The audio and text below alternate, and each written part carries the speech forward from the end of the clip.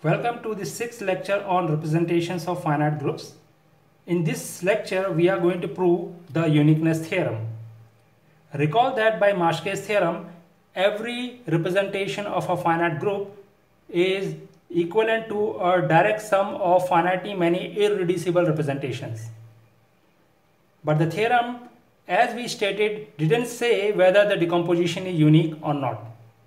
Today we are going to show that the decomposition in Marshall's theorem is indeed unique. And to achieve that, we need to build up some more machinery. So we are going to introduce what are called characters of representations and class functions. So let's begin with character of a representation. So what is the definition? Let phi from G to GLNC be a representation of a group G. Then the character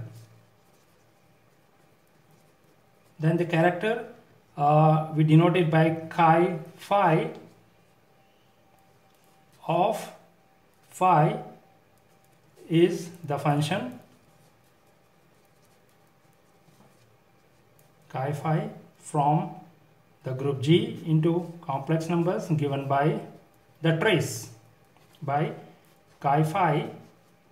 It will act on a group element. And how do we define it?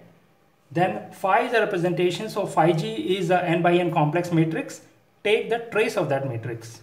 So trace of phi sub G. Okay, very simple minded definition. And so if phi ij denote the coordinate functions,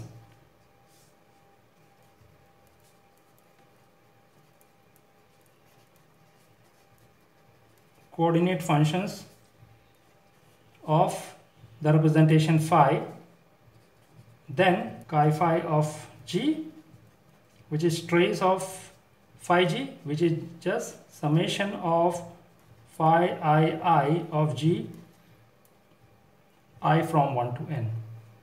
Okay, just the trace of the corresponding matrix.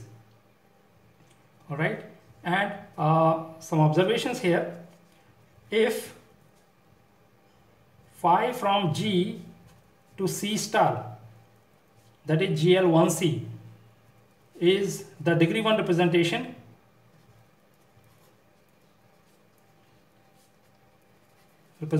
then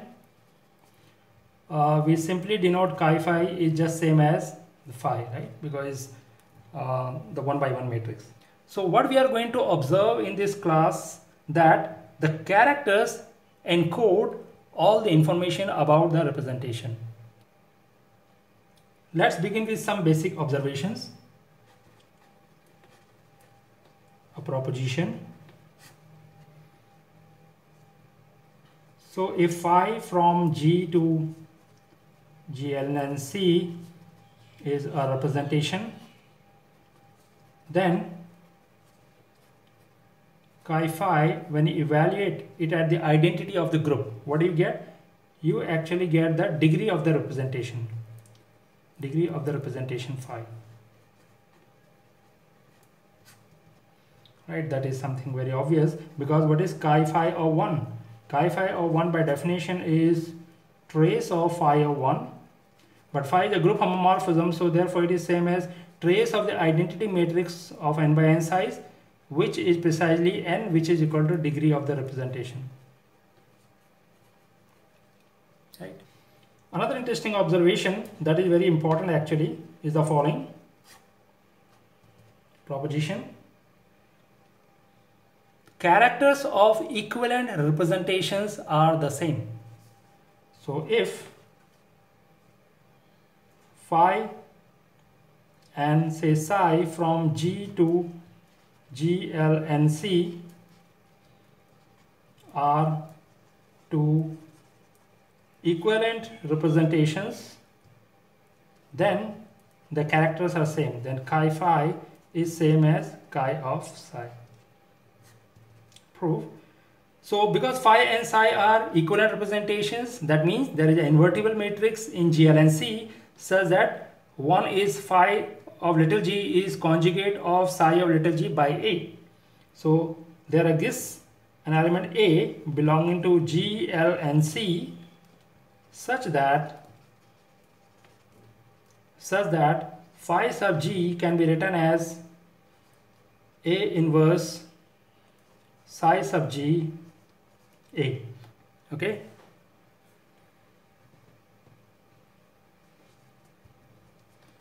For all G in the group G. But then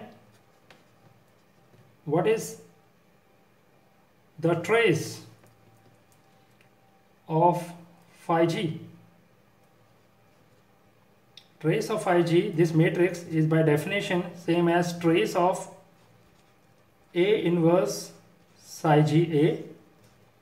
But we know that trace of AB is same as trace of BA for any two square matrices A and B, right? So therefore, if we call this say A and call this as B, then trace of A inverse psi g A is same as trace of psi g A into A inverse. But matrix multiplication is associative, that is same as trace of psi g for every G in G. Alright, but this by definition is chi phi of little g, and this by definition is chi psi of little g. So thus, if two representations are equivalent, their characters are the same.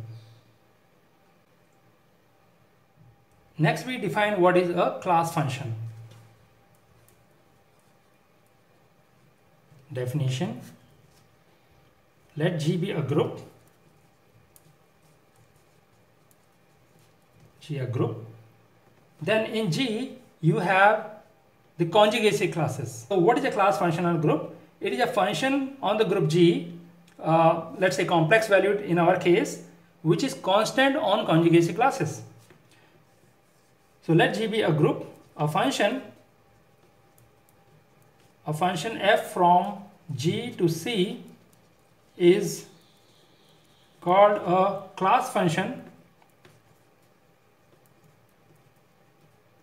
Basically it should be conjugacy class, here means the conjugacy class. Class function if f of x is same as f of y inverse xy for all x and y in the group G. Alright, so let's see some examples. Okay, let us take G to be the GLNC itself. That is a good example. Okay, so can you think of some class functions on this, some functions on GLNC which is constant on conjugacy classes? So you can see that, look at this determinant map from GLNC to C. Okay, determinant of A is the determinant of A, determinant of the matrix A. All right, and we know that determinant of, take any conjugate of an element of a matrix here, so that is B inverse AB. But we know determinant is multiplicative, so determinant of B inverse AB is determinant of B inverse determinant of A into determinant of B, but determinant of B inverse is same as determinant of B, right? So, and you are in complex number, it get cancelled, that is same as determinant of A. Okay, so determinant is a class function on the general linear group of n by n matrices over C. Another one is what we just saw a few minutes back, the trace. So again take G to be GLNC. Okay, then the trace map from GLNC to C given by trace of any matrix A is the trace of A. A is class function. Why? That we already saw, so nevertheless let me write it again. So trace of B inverse AB is same as trace of AB into B inverse, that is just same as trace of A. Now using representation we can define many class functions on a group. Okay, so here is the proposition.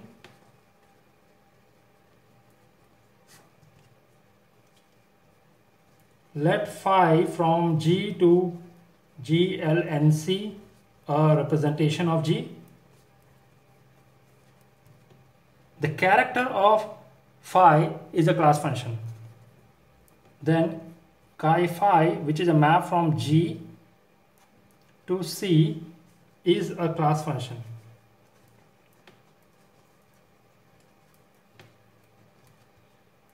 Okay. So we saw that trace is a class function on GLNC. So given any representation of a group G, when we compose with the trace operator, it turns out to be a class function. The proof is essentially the same, what we have already written here. Okay, so look at chi phi of H inverse GH. This by definition is trace of phi of H inverse GH.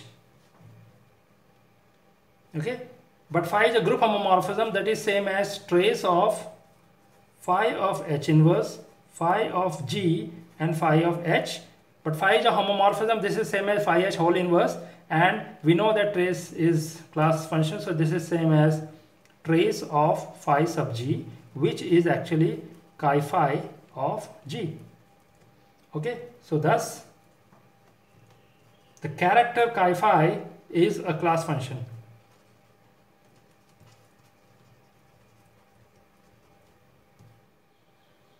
Before moving to the proof of the uniqueness theorem, we need this intermediate result.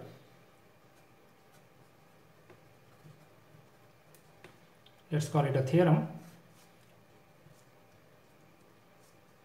So let phi and psi be two irreducible representations of a group G.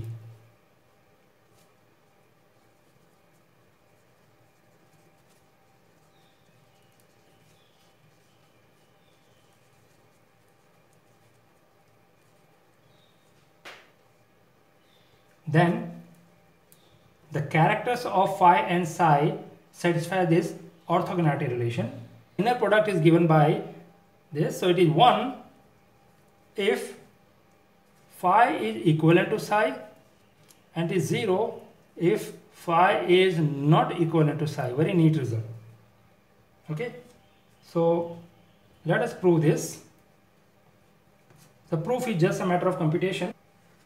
Okay, so let us say phi is a map from G to G, L, N, C, and psi is a map from G to G, L, M, C.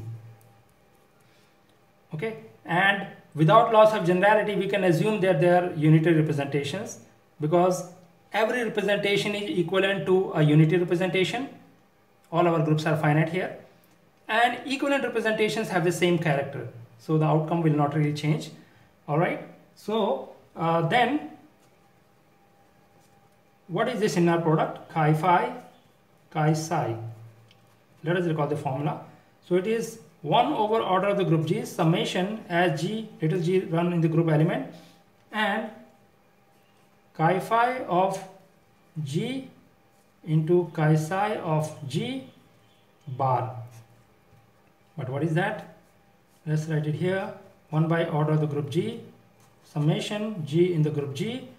But now recall that character is a trace. So in terms of the coordinate functions of the representations phi and psi, this is just summation phi I of G, I from 1 to the degree of the representation, which is n, into summation psi I of G, well, let us call it J, and J going from 1 to M.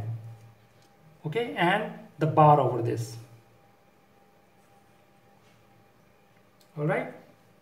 So this sum is finite. We can do some, we can bring this summation over I and j outside. So it becomes summation I from 1 to n, summation j from 1 to m, 1 by order of the group G, and then over the group element it is given by G in the group G, phi I of G times psi jj of G bar. But what is this? I from 1 to n, summation j from 1 to m. Alright, now recall that this summation is again the same inner product of, now the functions are the coordinate functions phi I and psi jj. So this is the inner product of phi I, okay, and psi jj. Now from the previous lecture, recall the Schur orthogonality relations. What does it say? Schur orthogonality relation said that if phi and psi are inequivalent, irreducible unitary representations, then the inner product of their coordinate functions is 0. Okay, so the first case will follow. If they are inequivalent, then this is 0. Alright, so by Schur orthogonality relations,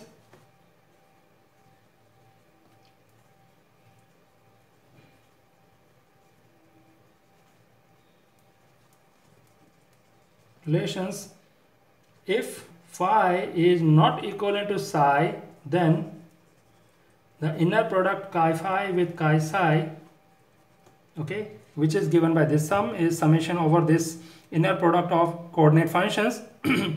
This turns out to be 0. Alright, and now if phi is equivalent to psi, then without loss of generality we can assume that actually phi is psi, because phi is equal to psi means psi can be written as A inverse phi psi, phi A for some A, right? And so therefore their characters are the same, and here we want to conclude about the characters. So we can assume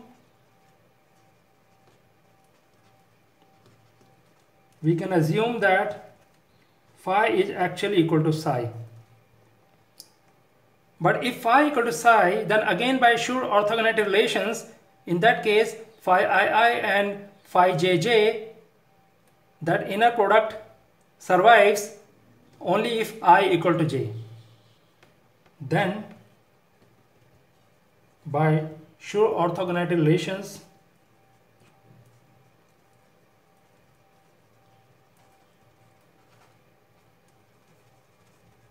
relations again,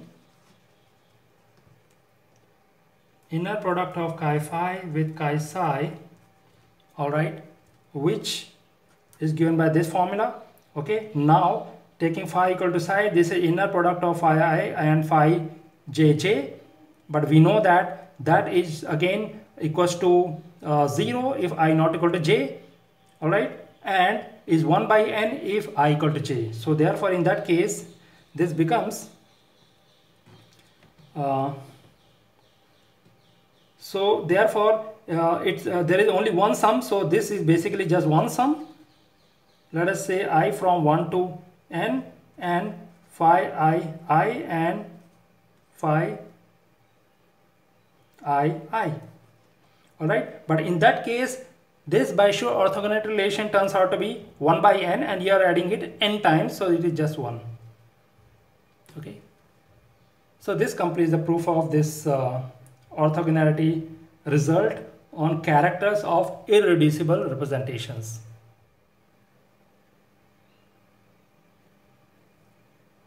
So by Maschke's theorem, we know that every representation of a finite group is equivalent to a direct sum of finitely many irreducible representations. Alright, so the number of times a particular irreducible representation appears as a direct summand of the given representation is called multiplicity. So let us define it formally.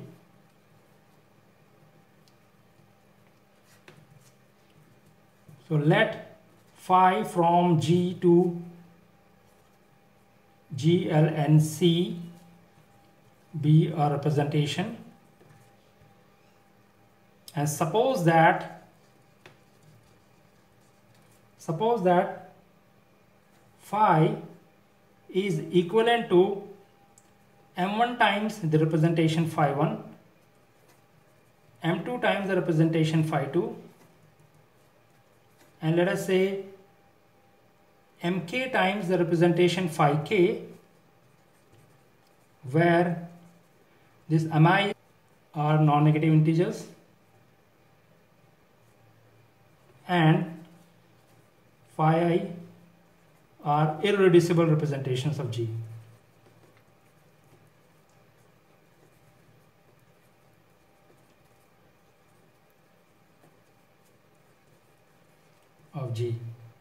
Now if an mi is positive, then we say that phi I is an irreducible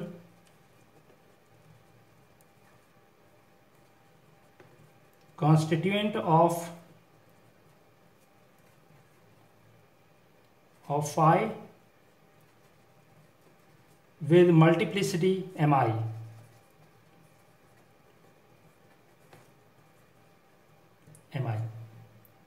So some observations about this.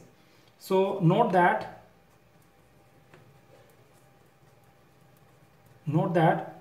for each little g in the group G,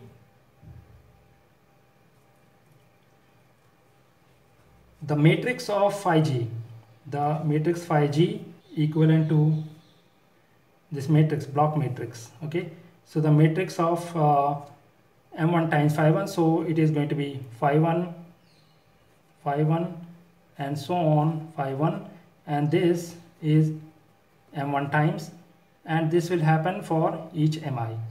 So phi k, okay, and this is mk. Let us write the group element here, G. All right. In fact,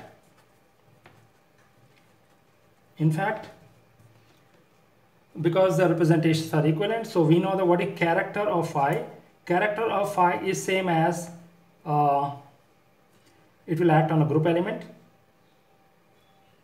G, but that is same as character of this decomposition, okay, the right hand side, all right, but which is just trace, okay, and trace of the sum is sum of the traces, so that is simply same as m1 times character of phi1 acting on G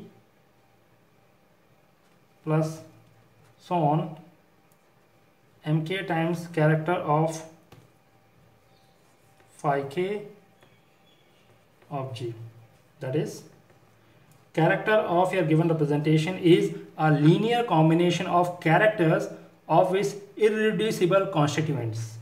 So chi phi can be written as m1 times chi of phi1 plus so on plus mk times chi of phi k.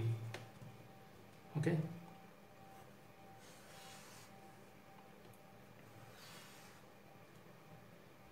So this suggests something.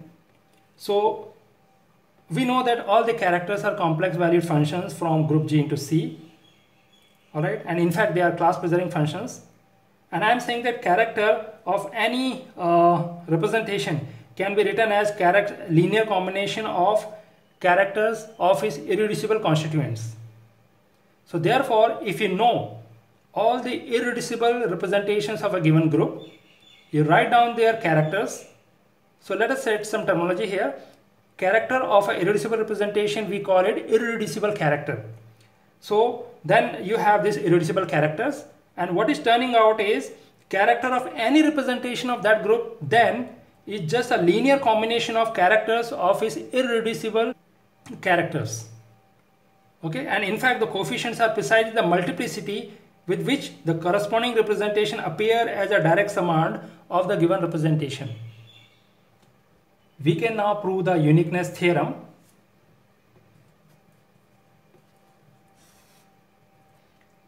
So let phi1 phi 2, so on, phi k be the complete list of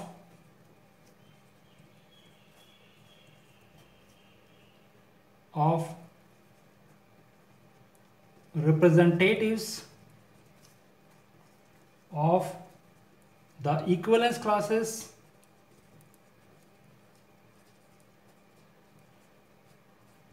of irreducible representations of your group G.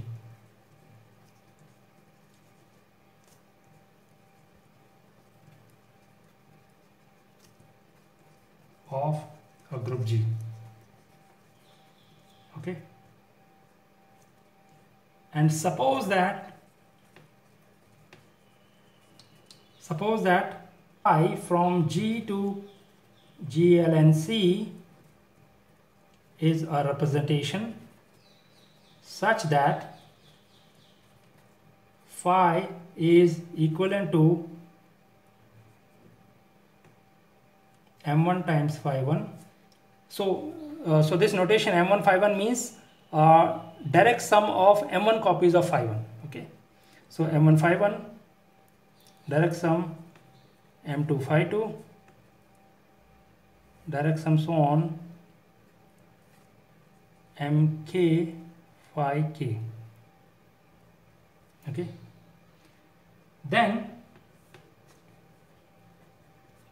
my claim is that this decomposition is unique. Every representation of a finite group has such a decomposition is guaranteed by Mashke's theorem. But what we are proving in this theorem is the uniqueness. That is, such a decomposition is always unique. To show that is unique, we need to just show that multiplicity of a particular irreducible summand is uniquely determined.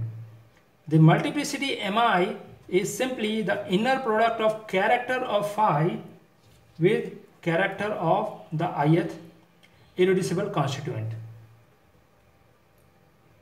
Okay.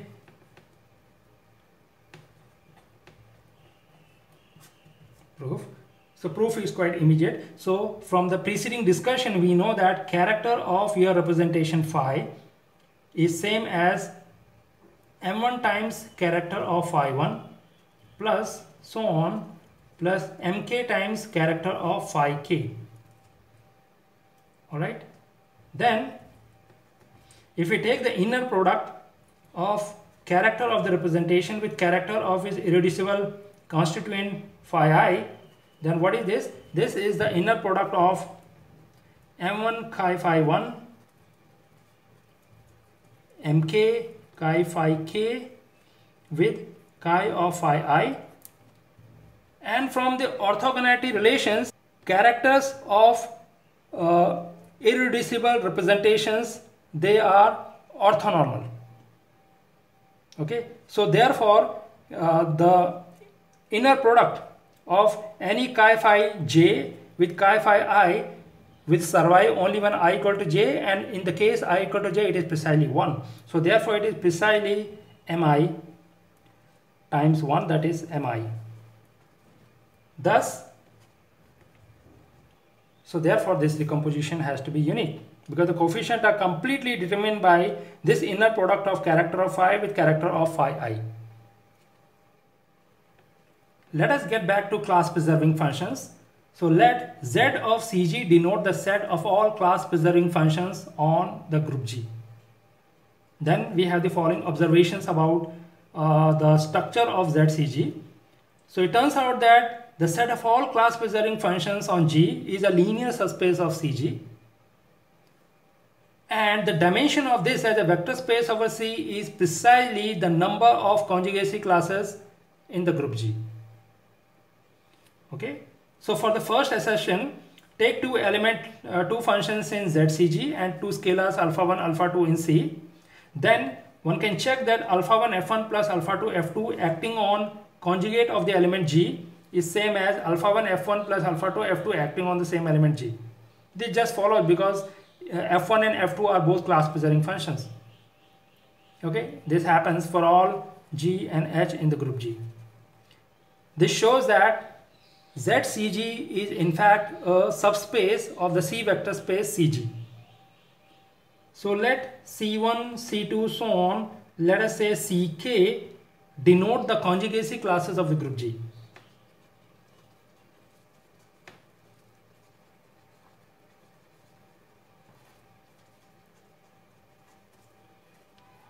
Of the group G, and define this delta Ci from G to C by the following. So delta Ci will act on a group element G, and how does it act? Is an indicator function of the set Ci. So set it as 1 if the element G falls in this conjugacy class Ci, and 0 if G doesn't fall there, does not belong to Ci. Okay, so these are precisely K functions. By definition, these delta Ci's are class preserving functions. Thus, by definition,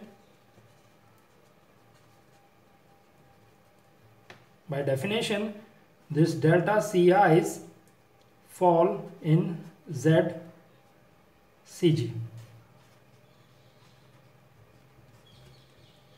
Okay, further, for any function f in ZCG,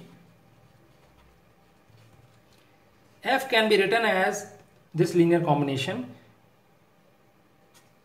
summation f of Ci into delta Ci I from 1 to k. Okay, let's check it. Take any group element, apply f on that. So it's some complex number. So that group element lie in a unique conjugacy class, let us say Ci, right? Then delta Ci of that group element is just 1. Okay, and that group element fall in Ci, so f of this whole set Ci is just the same entry, same complex number, right? So therefore f can be written as a linear combination of these functions delta Ci's. So they span this linear subspace ZCG. To show that these functions delta C1, delta C2, delta Ck, they are linearly independent, we will show that they are in fact orthogonal. So consider the inner product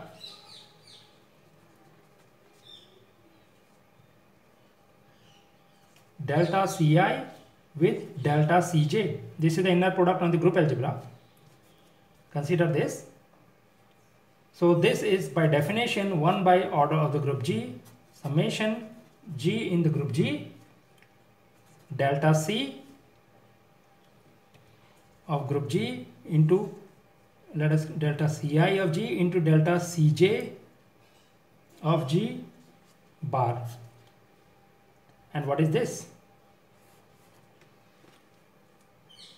Now note, each element of the group G lie in a unique conjugacy class. Conjugacy classes form a partition of the group, right? So therefore, if I is not equal to J, then G, first of all, the group element G may not lie in the conjugacy classes Ci and Cj. In that case, this entry is 0. And suppose that the group element lie in the conjugacy class Ci and I not equal to J. In that case, delta Cj of G is 0. Right? So the only possibility is that when when I equal to J, okay, and when I equal to J and G falls inside the conjugacy class, then the value is 1, okay, and if the group element does not fall in the conjugacy class, then that is 0. So it is simply order of Ci divided by order of the group G if Ci equal to Cj and 0 otherwise.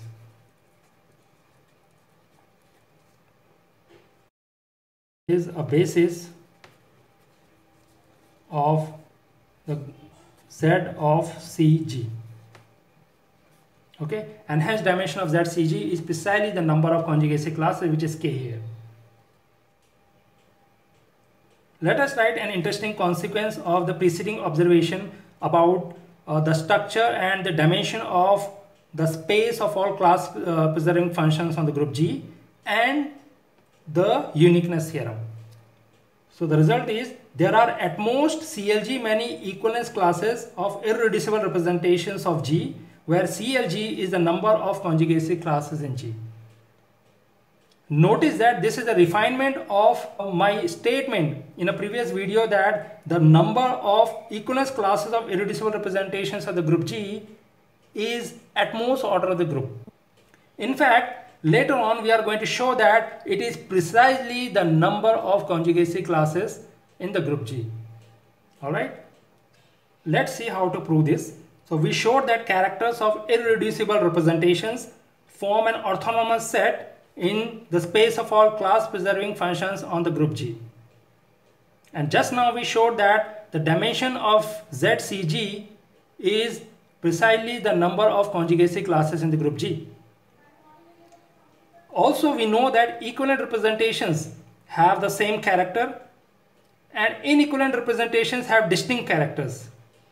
Therefore, the number of equivalence classes of irreducible representations of the group G is at the most the number of conjugacy classes in the group G. This proves the corollary. Let us conclude this lecture by something more about ZCG.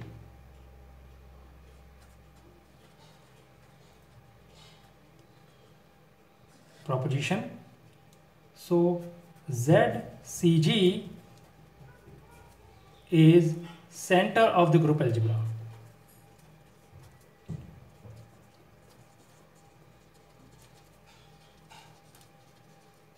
Algebra CG.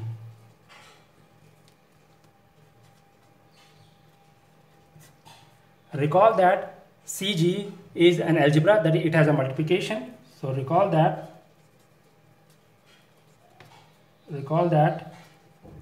the multiplication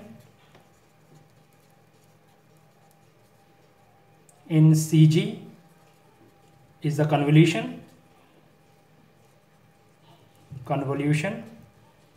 and is given by F1 star F2 of an element X, group element X, is summation Y in the group G F1 XY inverse times F2 of Y. Okay, and I think I had given it as a homework for students to check that with this multiplication CG is in fact a algebra. Okay, so what turns out is that the space of all class preserving functions on the group G is in fact center of this algebra. That is, it consists of all those functions which commute with every other functions in CG with respect to convolution. And this also justifies the notation ZCG. So let F belong to ZCG be a class preserving function. I want to show that it is in the center of the group algebra. So take any element in the group algebra and show that it commute with F with respect to convolution.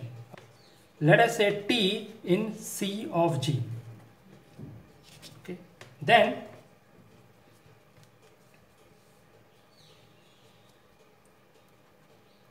T star F acting on X by definition is summation Y in the group G T of XY inverse times F of Y. Alright, but this is same as summation Y in the group G T of XY inverse.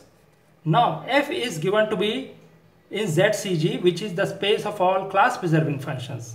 So F is constant on conjugacy classes, so I can replace Y by a conjugate of Y. So that is same as F of XY X inverse.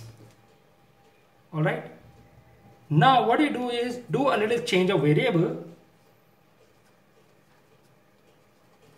Setting Z equals to XY inverse, we see that T star F of X, which was this rightmost expression, becomes the following. This is simply If you like, you can rewrite it. This is same as Z in the group G and f of xz inverse times t of z, and that by definition is convolution f star t of element x. Okay, so given an element f in Z of CG, we have shown that it commutes with every element of group algebra, so it's in center of the group algebra. Suppose that f lie in the center of the group algebra.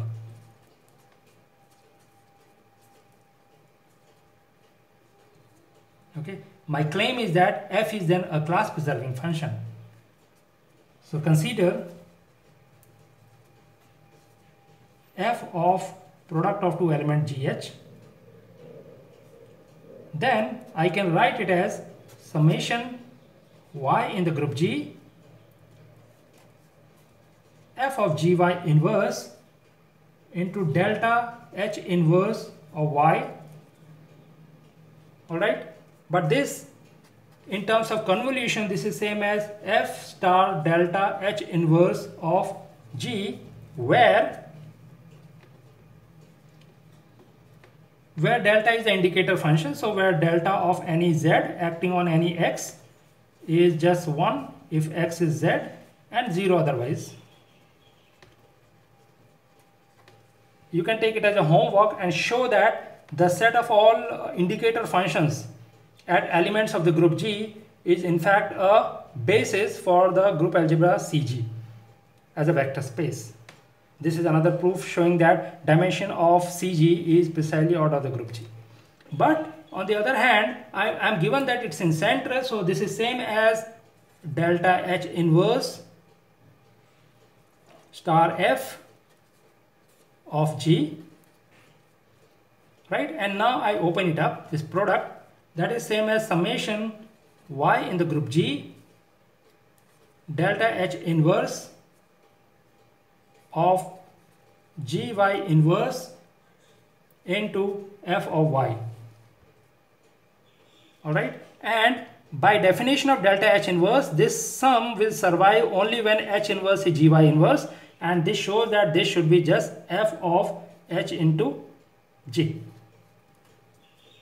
So thus what we have shown is f of gh is same as f of hg for all g and h in the group G. But this implies that f is class preserving, because hence f of any conjugate GHG inverse, by this property it should be same as f of Hg inverse times G. View this as G as one element, Hg inverse as second element. It should be same as Hg inverse times G, which is just same as f of H. And this f lie in Z of CG. Alright, I will stop here. In the next video, I will do some computations with representations of the symmetric group S3.